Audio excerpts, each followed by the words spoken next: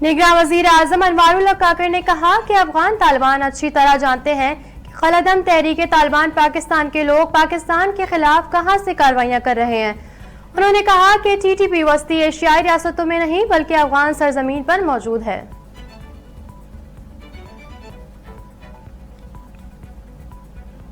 पाकिस्तान मुस्लिम league नून के senior रहनुमा और साबिक वफाकी वजीर एहसान इकबाल का कहना है कि 2018 में पीपल्स पार्टी और तहरीक-ए-इंसाफ ने नवाज शरीफ को इंतखाबी सियासत से बाहर रखा और मुस्लिम लीग नून ने लेवल प्लेइंग फील्ड छीनी गई।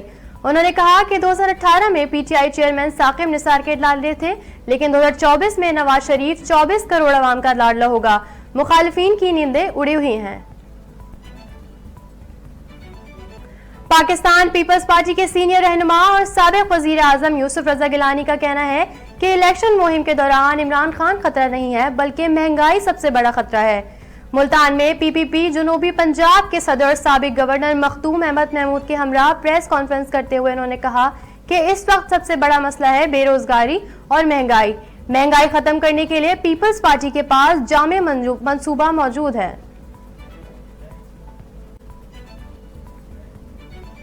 शुमाली वजीरिस्तान में सिक्योरिटी फोर्सेस के ऑपरेशन में high video target दहशतगर्द Surga Ibrahim मूसा समेत 4 दहशतगर्द मार डाले।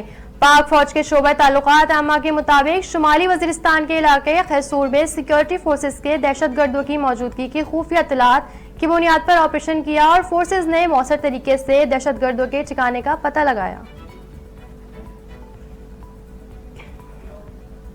इलेक्शन से 3 माह कबल अमरीकी और बरतानवी सफीरों ने मुख्तलिफ पाकिस्तानी सियासतदानों से अलहदा मुलाकातें की। लाहौर में नवाज शरीफ से अमरीकी सफीर डोनाल्ड ब्लूम ने मुलाकात की तो कराची में आसिफ जरदारी से बरतानवी हाई कमिश्नर जैन मेरेट ने मुलाकात की। मुलाकात में डोनाल्ड ब्लूम यूसुफ रजा गिलानी से मिलने उनके घर गए। अमरीकी सफीर ने नवाज शरीफ से मुलाकात के बाद लाहौर में जहांगीर तरीन से भी मुलाकात की।